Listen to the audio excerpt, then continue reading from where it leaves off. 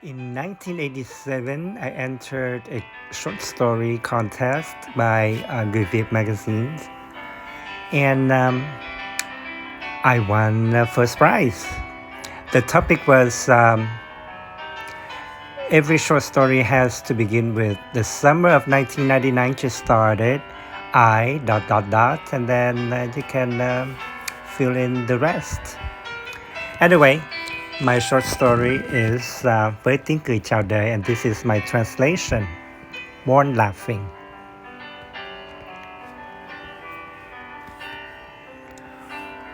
Born Laughing by Thaita, 1987. Summer just started and the 1999 calendar was halfway through. Me, I only had 2 days of school left before taking off for 30 precious days with Mommy. Yes! I went to Recreation 12 to look for Tuan.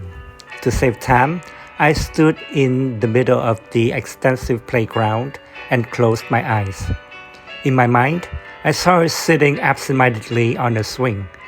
I slowly made my way through the barrage of colors and sounds to find her waiting for me with her sweet, innocent smile. Tuan, it's almost time for class. I tried on my serious voice. Oh, hi, Benny. I'm good. How about you? Tuan made her fun, ironic face. Sit here with me a while. I don't think my brain cells are working just yet. I observed Tuan. There was a certain sophistication about her and her charm. That little downturned corner of her lips when she smiled. Just a hint of sadness in her voice. The cute oval face fully equipped with pink cheeks and perfectly framed by layered brown black hair. And those bewitching eyes. Even though we were of the same age, attending the same classes, she seemed a world apart from me and everyone else, like she belonged to another universe, another dimension. I settled on the swing next to hers. Happy now? I'll blame you if to the 50 goes off. Sure, blame away. Tuan looked around, then bursted out laughing. If only we could sprout wings and flap away. Boy, 250 would be so pissed. His eyebrows would flip upside down, ha ha ha. And his glasses all fogged up. His skin lobster red. Can you just see it? Oh, he would be lovely. But let's not kid ourselves. That man is always so goddamn cool, calm, and collected. I swear he has ice in his veins. Stop it, Tuan. You're talking nonsense. Come on, it's getting late. Tuan gave me an exaggerated look, then took my hand. Fine then, let's go in. The poster by Dali, The Birth of Liquid Desires, into the 50s room looked more bizarre than usual. I'd never quite paid attention to its details before, but somehow today, the image of an old bony man with silver hair, bulging eyes, and female breasts in coitus, with a woman whose hair was dried rose petals, made me wonder. To the 50 let Tuan and me choose the subject for class, since we finished our required program yesterday. I was about to ask him how come he chose that surreal poster, but Tuan spoke out first. Can we go to the ocean view floor for some air? Out of the question. Don't ask when you already know the answer, Tuan. Okay then, we want to talk, but you, to the 50, you cannot eavesdrop, nor react. If you do it here, fine.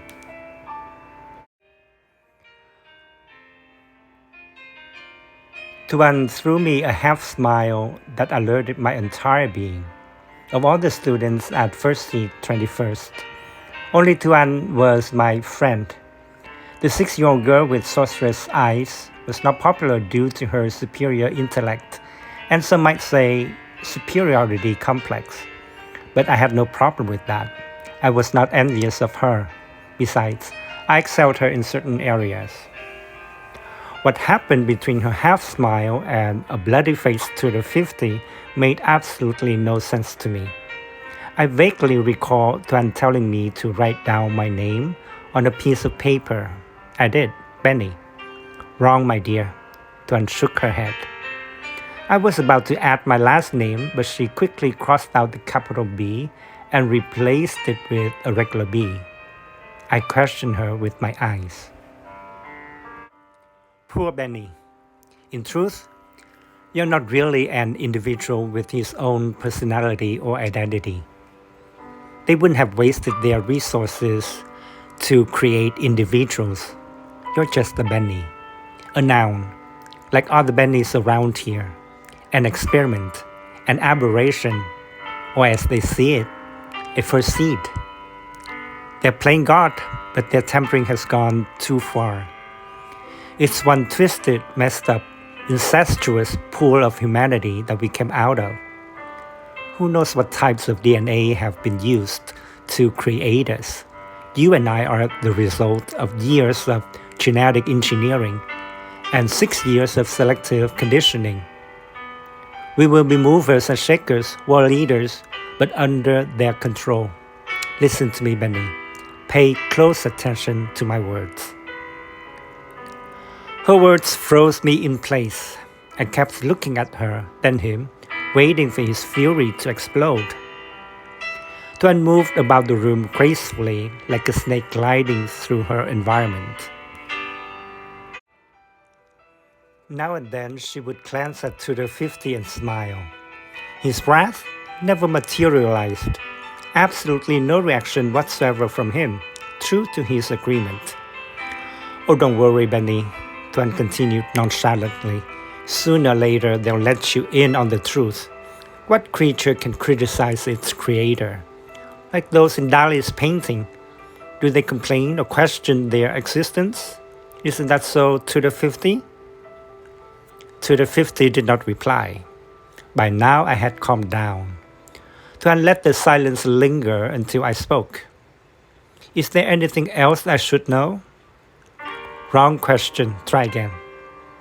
Tuan walked over to the 50, stood behind him, then started to massage his shoulders. If we were engineered, I swallowed hard. What about our parents? My mother, the woman I call Mom. Who is she? My question alerted to the 50. He glanced at Tuan. She let out the most riotous laugh. Good question. Tuan returned to the 50's gaze and kept massaging his shoulders, and deserves an answer. To the 50 spoke under his breath. No, Tuan, not yet. There was a bond between them that I hadn't noticed before. God, my brain felt like imploding. Tuan, I pressed on. Poor Benny, I feel like you're still a fresh green peach, and I'm the awful heat that forces you to ripen. Don't be angry at me. We both are burnt in this hellfire called First Seed 21st. You know there are normal kids out there 3 times our age, and they are less mature, less advanced than we are, but at least they create their own destiny. I wonder what that feels like. But us, Benny, we are trapped. Even the 30 days they allow us to go home is part of the conditioning program. It's to assuage our basic human need for family, and then back here for another 11 months. Tuan left to the 50 and came kneeling next to me. Would you really be surprised to know that all those moms for male students and dads for girls like me are just tutors? I let her words sink in. Mummy, the image of the woman who lavished me with praises, loving kisses, sometimes stern disciplinary words now seemed quite different. Not surprised, but sad. If life were a stage, there must be actors, willing or not, and directors. To the 50 headed out the door, looking mighty haggard.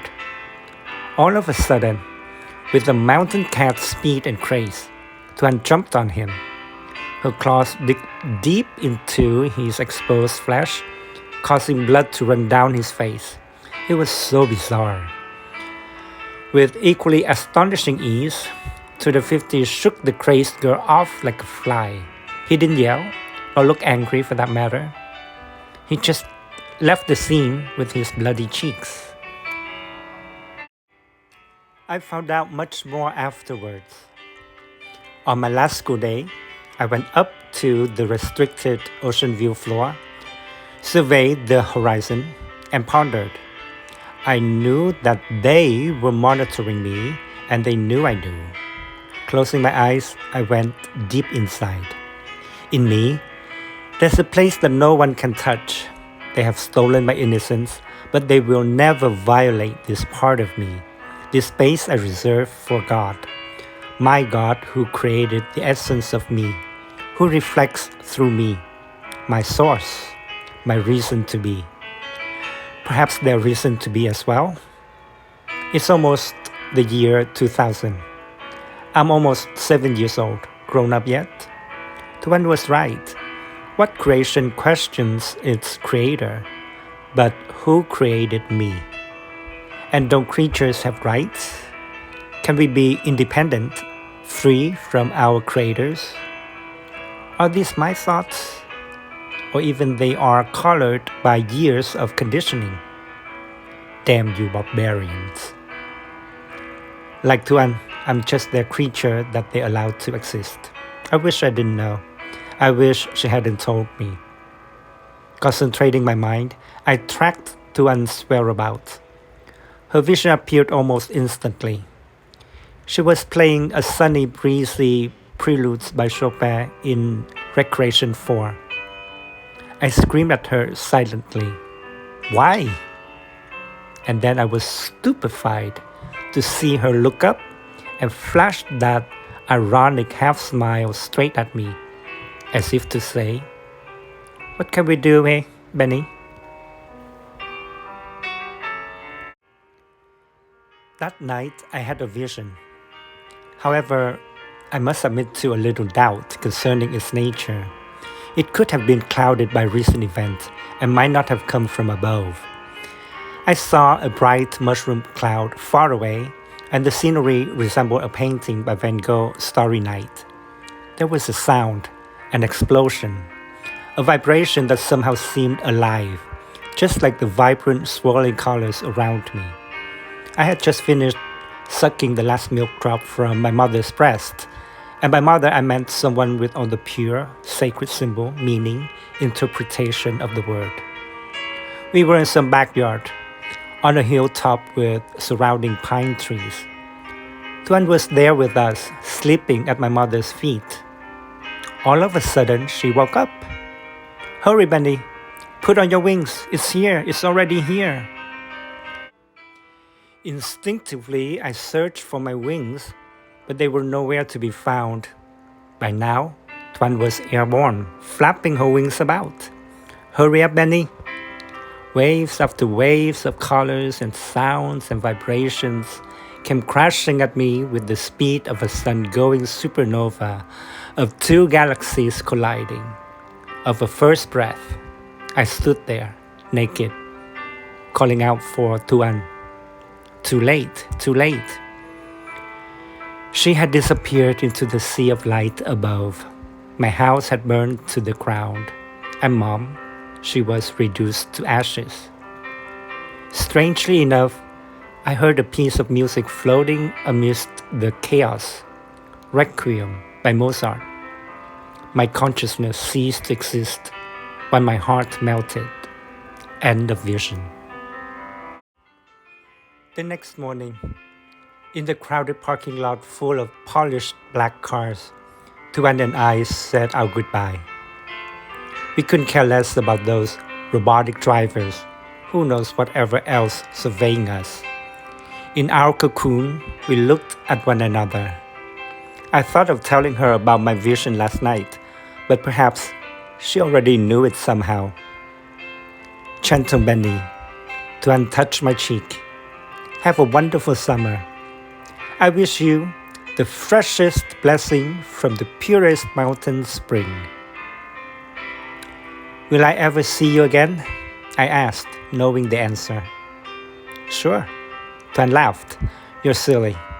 Asking me like a centipede asking itself, do I have too many legs, huh? And at that, she laughed again, commenting right away that her joke had gotten so lame and ineffective now. Taking my hand, she put it against her heart. You in me, she whispered. Then she let her hand find my own breaking heart and to unmouth her last words to me. On my way home, well, some resemblance of home, I laughed out loud. It was Tuan's laugh, the sort of cynical, brave, innocent, sharp, lovely, yet fearsome, so full of life laughter. Only then did I say my final farewell to her.